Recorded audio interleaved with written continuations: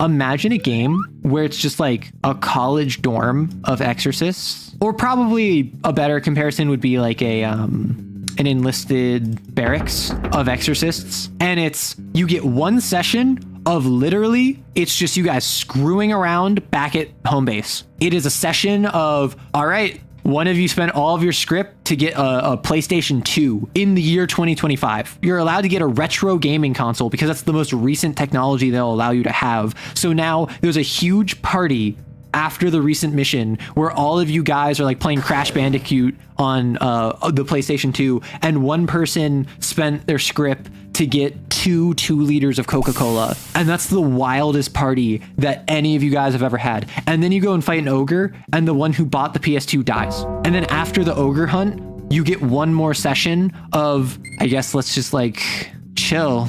And then you play your dead friend's PS2 because now it's just kind of like the dorm's PS2 because no one wants to like claim it. You have entire sessions where you are not just allowed, but encouraged to play it like you're just kids. You're just 20 somethings. You're just enjoying your leave. And then you have a hunt and one of you dies, or one of you gets a permanent agenda that changes your personality, or one of you gets traumatized by being flayed alive by a hound. And then you just come back and it's just not the same. And then eventually like, hey, anyone want to play Egyptian Rat Screw? And then everyone kind of like slowly gets around the card game and then they get into it. And then the players just kind of in role playing, just get into it and start enjoying the card game. And it's a little bit of a smile to the game. And then you go and you fight an idol and 2 of you get married. 2 of you get fused together and it's traumatizing. They can't look at each other anymore and they can't go in different rooms because they don't have enough script to go in different rooms. So they ask that they go on opposite sides of the room from each other because they both are now paranoid about touching one another because of the idol. So now when you play Egyptian Rat Screw, they refuse to slap the table together because they would be touching and they don't want to touch each other anymore. And then that could be such an interesting angle. That strikes me as such fertile ground for narrative because not only is it giving the space to just kind of enjoy yourselves, it's also literally just like, hey, I used a point of script to get Catan. Let's, as a TTRPG group, all play Catan together in character. And then you get to have this fun experience where you're not playing as you against your friends, you're playing as your Kane character against other Kane characters. And you can use your blasphemies in interesting ways to cheat or to get an advantage or to pull one over. And then everyone knows at the end of that session, that might be the most fun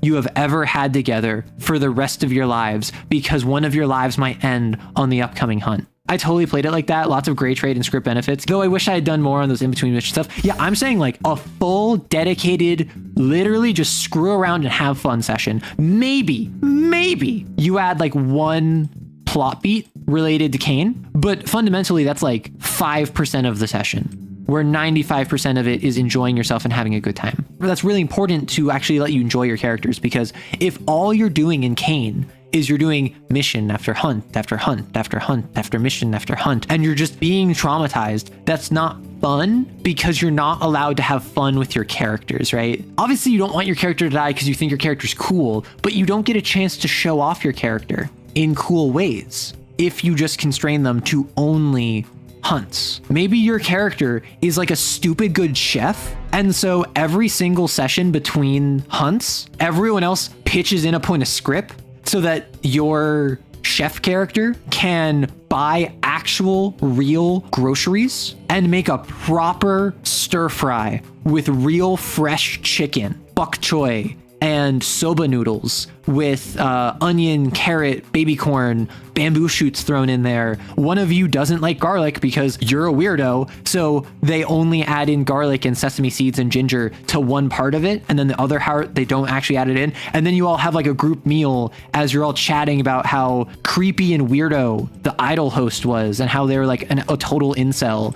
And then you get to have fun in character moments where your character, who's like a really good chef that probably doesn't come up in a hunt, you have proper food to help recover from the trauma, and you have to spend script. It's illegal, but your handler's not going to report you. Your handler gets it, and that lets you like your handler more, and that lets you respect your handler more because your handler is looking at you like an RA looking at a group of college students. Wait, it's actually illegal to get normal groceries? So in Kane, you're treated like your property. Baseline Kane you only have the outfit you are afforded, your weapon, and with script, you can get like a clean handkerchief, a notepad with paper, and like one other thing, like a lighter. And that's it.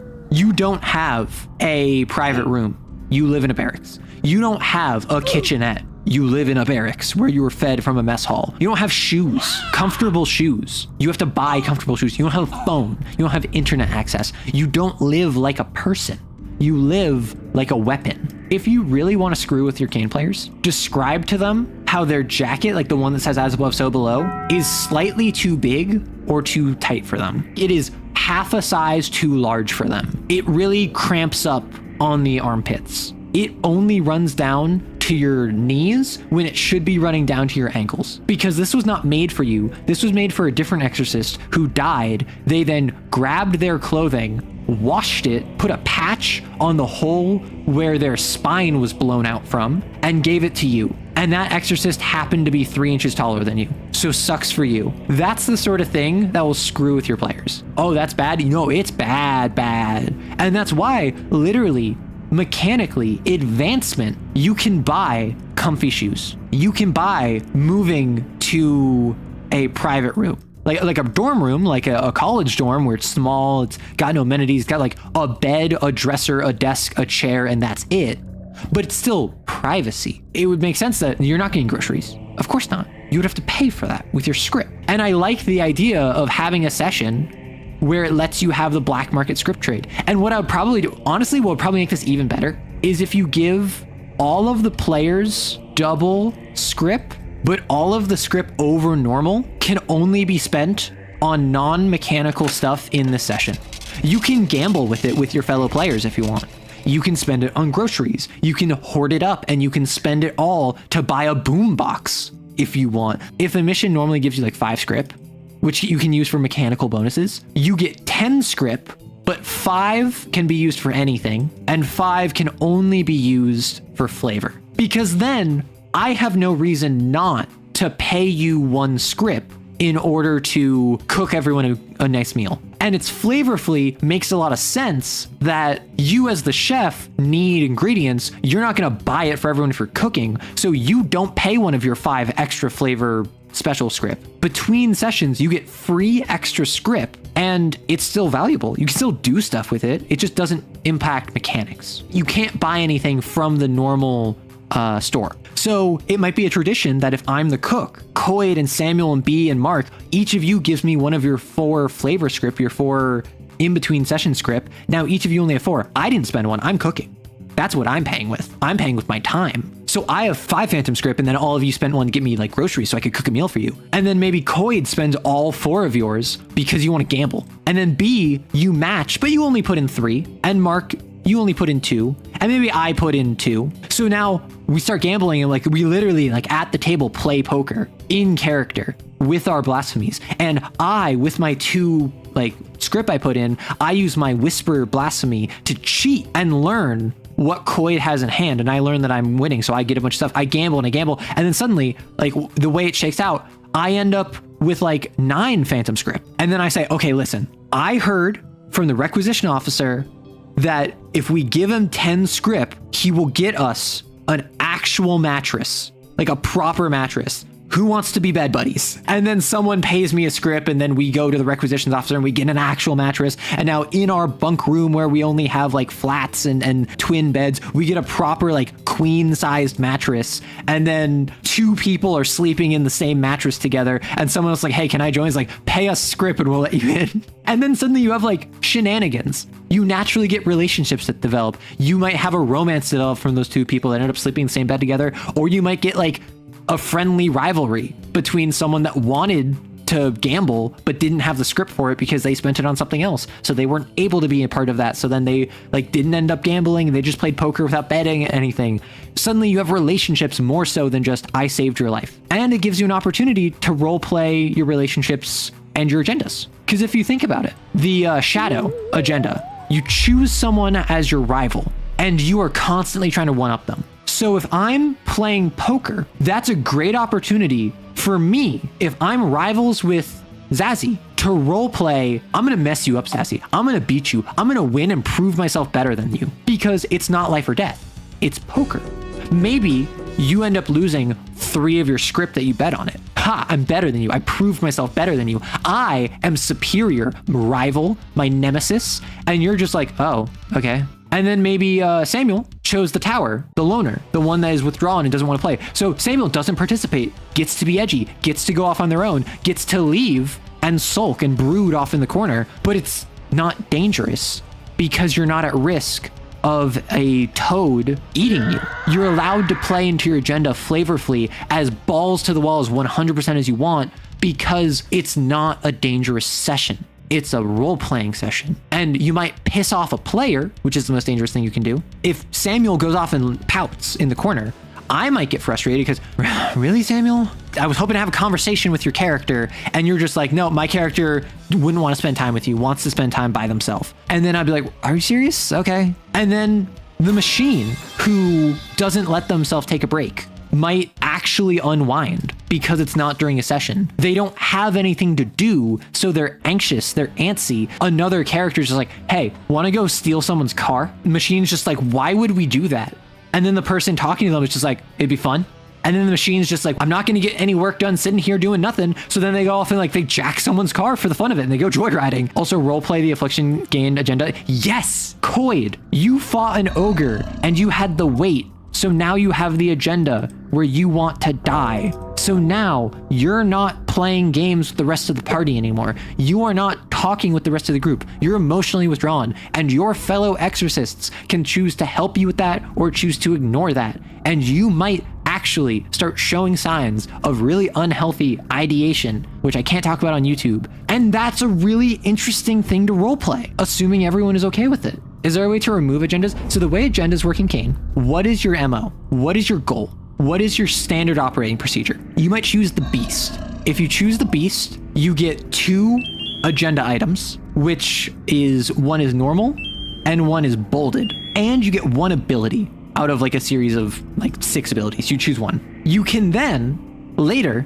I think it's spend experience to gain more abilities or swap your agenda. When you do this, you keep whatever abilities you had. So let's say you grab this one comes over. You keep whatever bolded agenda item you had, and you lose whichever unbolded one you had. And then you gain a new unbolded agenda item, a new bolded agenda item, and you get 1 more power. So you can choose to swap around your agendas, but you evolve over time in how your psychology adapts. Sins can give you unwilling bolded agendas that stick with you.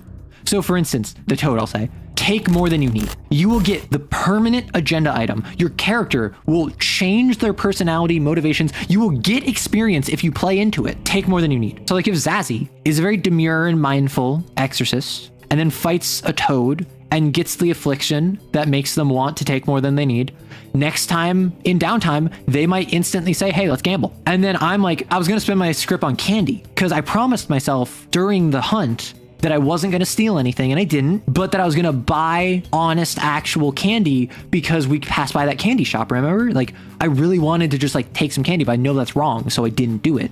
And then you say, no, Arrow, I want to gamble. And if you beat me in gambling, you can buy as much candy as you want. And then you, because of the sin's influence on you, act differently than you did before. And you start like pressuring people to spend their script and like try to get script from them. And then I'm like, okay, I guess. And then like you clear me out. You clear house. You choose a gambling game that's like rigged in your favor. And then I'm like, I just want a candy. And then my character is sad and maybe has a maladapted relationship with you now because I feel like you took my candy from me. And you are playing your character effectively being corrupted by a sin. You're playing into how the sin impacted you. Now, that toad wasn't just a one-off hunt. That toad is the reason why your character and mine has a rift. Why, when we're fighting this upcoming lord, I don't go back to save you. You're not the same person who saved me back during that toad fight. You've changed, and I let you fight the guards, and you barely win, and you know I left you behind. And now we have a rivalry. Now we have actual malice towards one another. Suddenly, it's a very real back and forth. One of you might take the shadow. You'll make in-character decisions based off of the like in-character role-playing that you had, and it's suddenly so pog. I love role-playing. It's so much more interesting for me, even in a combat-oriented game. That's why so many D&D groups. Hey, Can, Ignis, you guys are both on watch. You want to talk about anything? Oh no, like you rolled perception, but there's not going to be an encounter, so what do you want to talk about? And then Ignis is just like, so you're an elf. And Can's just like, and you're a dwarf. And Ignis says, seem all right for an elf. And then Can being like, well, elves are quite superior dwarves. And then Ignis is like, oh, okay. Oh, is that all you guys had? Oh, okay, well, moving on then. Because in a situation like that, there's no stimulus. There's nothing to do. But in what I'm proposing with the Cane session, it is the idea of a dedicated, this is a session where you just get to screw around in character, and the worst consequences you will deal with is Cane getting upset with you. So don't commit arson, but trespass on some property, smuggle in some booze, and get plastered right before you need to go to training. Engage in shenanigans that allow you out of game to care about other people's characters in game. A lot of GMs are scared to tell players that something happened to their character, but that is essential in order to spark a prompt. For example, I have found great success with, hey, Mark, it's evening, you find yourself in front of an alleyway, what makes you want to go down it? And then you're like, wait, why would I go down an alley? And I'm like, yeah, exactly. Why would your character go down an alleyway? Are you drunk and you're just kind of looking for a place to like relieve yourself? Are you trying to cut through it because you know it's a shortcut? Is there a person crying for help deeper in that you're lured into because you want to help out an innocent? And then you're like, I don't think my character would go in an alleyway, but I think that my character could go in an alleyway if someone led them into it. And then it's like, awesome, sure. So this older woman asks you for help looking for her stray cat and says that the stray cat ran into the alleyway. And then you're like, oh, okay, yeah. So I would follow this woman into the alleyway and I assume I'm going to get jumped or something. I'm like, exactly. You're getting mugged. However, the old woman is the one mugging you. And then we get to the point where I got from point A to point B, but by asking, okay, how do you want to get there? Similarly, okay, Can, Ignis is with you and you two are alone. You have a couple things that you've mentioned you were interested in asking Ignis about. Are you going to ask Ignis about their lineage? Or are you going to ask them about the fight that you recently had where they seemed really focused on killing the vampire? And then you are just like, I was kind of wondering about the vampire thing. So like, hey, Ignis, tough fight, right? And then you start talking about it and I prompted you. I set you up for that. That is something that a lot of people are going to call railroading. And I just made a video all about this and how I don't think that is railroading. I think railroading as a term gets thrown around when that's not the case. It's prompting you to pursue a path if you want to take it. I did not force you into the alleyway. I said, what would get your character in this alleyway? Work with me here. I want you in the alleyway on a meta level. What would get your character there? And then I let your character do that. Maybe your character was scoring with some very attractive noble and then is doing the walk of shame home and you don't want to be seen on the main thoroughfares. So you, after sneaking out of this noble's house at 2 a.m., you sneak into the alleyway so you don't get seen by the public. Sure, you scored with a noble. I'm just going to say that happened because that's what you want to have happened. It's your scene. But now you're in the alleyway, now you're getting mugged. Now the Thieves Guild is giving you their ultimatum that they wanted to tell you about. We move the plot along and then you continue forward. The rest of the players might be like, haha, how's your night? And then you're just like, I think I just got mugged, but they didn't take anything. They gave me something. They gave me this note. And then plot happens. Same thing with role-playing. It is not just, oh, we're sitting around a campfire. What should we talk about? It's, you're sitting around a campfire, you have privacy. Coyd is the child of a noble and has been hiding that. I think it's reasonable for me as the GM, if Coyd and Ignis are alone, that I can look at Ignis and I say, okay, how do you ask Coyd about this noble heritage thing? And you're like, I don't know if I'd ask Coyd about that. And I'm like, well, you have the privacy and you've expressed an interest in it, so why not? Now's as good a time as any. And I would basically try to convince Ignis, the player, to talk to Coyd about this because I know that will help them care about each other in character more. I know that will be more interesting narratively if it's revealed now, because later I have something planned where it's revealed. Or I could literally say, hey, Coyd, you have this noble lineage. How's it get revealed? All of the characters already know you're lying about your heritage. Ignis's character has already tied you to a noble house. They just don't know which one. How do you reveal your lineage to the party? Or how does it accidentally get revealed? But either way, by the end of the scene, it needs to be revealed. I think a lot of players would say, no, my secrets. How dare you? My secrets need to remain secret. And my response to that is, they're not fun for a collaborative storytelling improv game if they don't get revealed at some point. And I'm giving you full agency to say how and why it's revealed. And also what is revealed. I'm not giving you the when because it needs to happen now. Narratively, you need to reveal your backstory, Coyd. But how and why is totally up to you. Is it that you tell one person in confidence and then that gets spread by gossip to the rest of the group? Is it that you drop a note from your noble parentage and then it's signed with the imperial seal of the blah, blah, blah, and then someone else picks it up? Who picked it up? Did they pick it up in front of the rest of the group or by themselves? Secrets are dramunition, exactly. And dramunition needs to be fired or else it's just dead weight. Secrets are only good to be revealed in a dramatic situation. Exactly. Which is why, Ignis, if you have some big reveal about how you're secretly a necromancer, I'm not going to make it a lame reveal for you, but I might force it before you feel it's ready. So you can make it as interesting or dramatic or as surprising as you want. Because I found when you don't do that, players don't ever reveal it. It's so natural to say, hey, I want this reveal to happen only after the status quo is established so I can shake it up. I don't think people realize how quick the status quo gets established. The status quo will probably be established by the end of session 1. So if I tell you at the start of session 3, hey, Ignis, it's time for the reveal. How does it happen? Where does it happen? Why does it happen? What happens? But it's going to happen right now. You have the flexibility to just kind of come up with what happens. But it might be significantly earlier than you expected. And that's something where, because it's a collaborative story, you got to be okay with that.